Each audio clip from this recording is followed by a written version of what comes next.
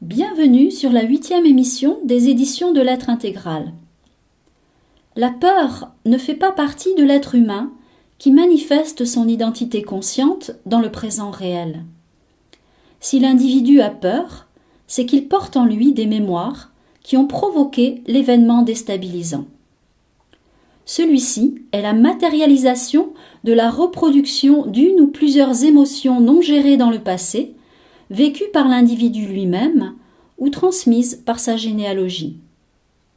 L'individu porte en effet les mémoires de ses ancêtres sur 9 voire 10 générations du côté de sa mère et de son père, et il est relié également à l'inconscient collectif.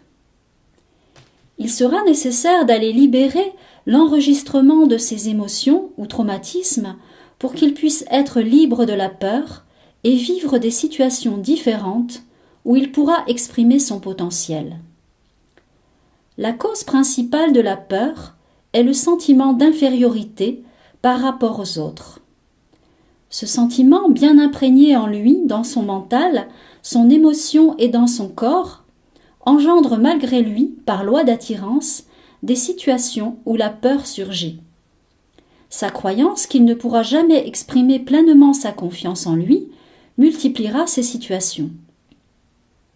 L'origine première du sentiment d'infériorité, cause de la peur, est la perte du savoir intérieur, celui qui n'est pas relié aux connaissances apprises, mais qui exprime la multidimensionnalité. C'est la scission entre son propre principe de réception et d'émission qui a engendré cette perte aux 3 niveaux de son être, mental, émotionnel et corporel.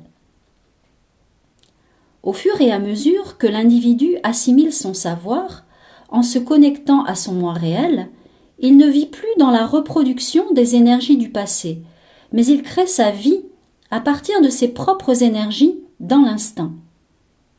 En attendant, il peut poser l'intention d'accepter profondément ses peurs et de les transmuter en paix et en confiance, tout en changeant la longueur d'onde de son être en se reliant à son moi réel.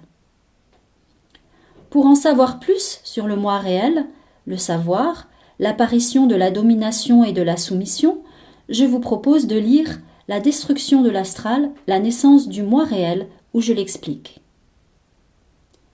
Le thème de la semaine prochaine sera la haine.